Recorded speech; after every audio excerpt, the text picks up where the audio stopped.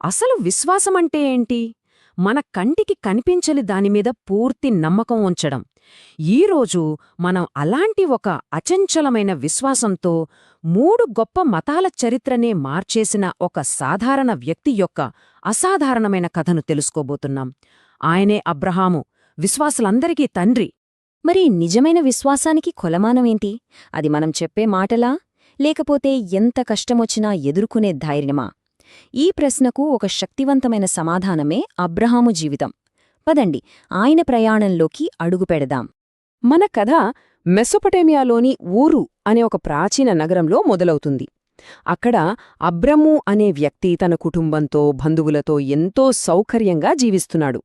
కాని తన జీవితం మొత్తం తలక్రిందులు కాబోతోందని ఆయనకు అప్పుడు తెలీదు. అలా ఉన్న సమయంలో దేవుడి నుంచి ఒక పిలుపు వచ్చింది. నీ దేశాన్ని, నీ ప్రజలను, నీ తండ్రి ఇంటిని వదిలేసి నేను చూపించే దేశానికి వెళ్ళు. ఇది ఏదో ప్రయాణం చేయమని వచ్చిన పిలుపు కాదు. తన గుర్తింపు, తన భద్రత, తన గతం అన్నీ వదిలేయమని వచ్చిన ఆజ్ఞ. అసలు విషయమేంటంటే, ఈ పిలుపు వచ్చినప్పుడు అబ్రహాము వయస్సు 75 ఏళ్లు. ఆలోచించండి, చాలామంది జీవితంలో విశ్రాంతి తీసుకునే వయసులో ఆయన ఒక కొత్త ప్రయాణాన్ని మొదలుపెట్టాలి. అది గమ్యం ఎక్కడో కూడా తెలియకుండా. అలా వెళ్లాలంటే ఎంత విశ్వాసం కావాలి కదా. కాని అబ్రహాము ఒక్క క్షణం కూడా సందేహించలేదు. ఎక్కడికి వెళ్తున్నాడో కూడా తెలియకుండా కేవలం దేవుని మాటమీద నమ్మకంతో బయల్దేరాడు. తన భార్య షారాయి, మేనల్లుడు లోతుతో కలసి ఆయన వేసిన ఆ మొదటి అడుగే ఆయన గొప్ప విశ్వాసయాత్రకు పునాది అన్నమాట. సరే, ప్రయాణమైతే మొదలైంది. ఆ ప్రయాణంలో ఆకాశంలో నక్షత్రాల కింద ఆయనకొక అద్భుతమైన వాగ్దానం దొరికింది. ఆ దైవిక నిబంధనే ఆయన జీవితాంతం దారి చూపిస్తూ ఉంటుంది.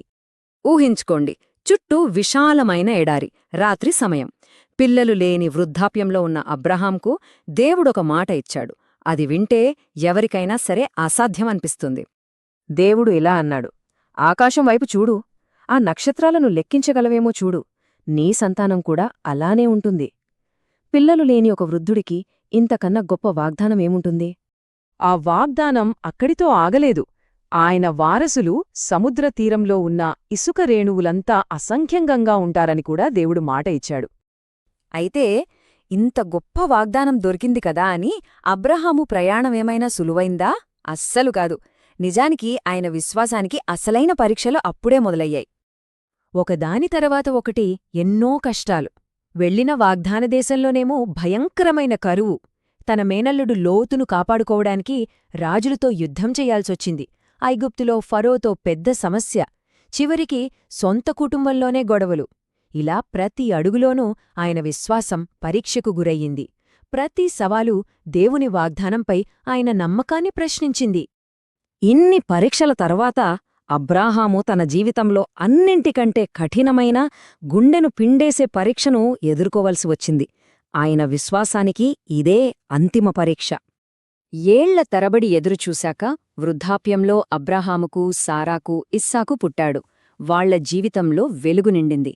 అంతా సంతోషంగా ఉంది అనుకుంటున్న సమయంలో దేవుడు ఊహించలేని, అస్సలు భరించలేనిది అడిగాడు. దేవుడి ఆజ్ఞ ఇది, నీవు ప్రేమించే నీ ఒక్కగానొక్క కుమారుడైన ఇస్సాకునో నాకు దహనబలిగా అర్పించు. ఒక తండ్రికి ఇంతకంటే కఠినమైన ఆజ్ఞ ఉంటుందా చెప్పండి? కాని అబ్రహాము మారుమాట్లాడలేదు. తెల్లవారుజామునే లేచి ప్రయాణం మొదలుపెట్టాడు. ఆ 3 రోజుల ప్రయాణంలో ఆయన మనస్సులో ఎంత నరకమనుభవించి ఉంటాడు. వేసే ప్రతి అడుగు తన గుండెను ముక్కలు చేస్తున్నట్టే కదా. చివరికి ఆ మోరియా పర్వతం దగ్గర ఇస్సాకు చాలా అమాయకంగా తన తండ్రిని అడిగాడు, నాన్నా, నిప్పు ఉంది, కట్టెలున్నాయి, కాని బలి ఇవ్వడానికి గొర్రెపిల్ల ఏది? ఆ ప్రశ్న అబ్రహాము గుండెల్లో బాకులా గుచ్చుకొని ఉంటుంది కదా. అయినా సరే అబ్రహాము వెనకడుగు వేయలేదు. తన కొడుకుని బలి ఇవ్వడానికి కత్తి పైకెత్తాడు. సరిగ్గా ఆ చివరి క్షణంలో ఆకాశంనుంచి ఒక పిలుపు వినిపించింది. ఒక దేవదూత ఆ చేతిని ఆపాడు. ఆ దేవదూత ఇలా ప్రకటించాడు, నీవు దేవునికి భయపడుతున్నావని నాకిప్పుడు తెలిసింది. అబ్రహాము విశ్వాసం, ఆయన సంపూర్ణ విధేయత నిరూపించబడింది. పరీక్ష ముగిసింది.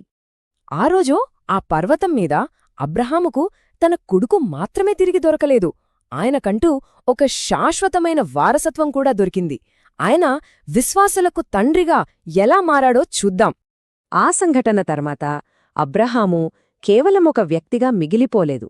దేవుడి మాటను నమ్మి ఎంత కష్టమైనా సరే విధేయత చూపిన వాళ్లందరికీ ఆయన ఒక ఆధ్యాత్మిక తండ్రి అయ్యాడు. విశ్వాసానికి ఒక గొప్ప ఉదాహరణగా నిల్చాడు.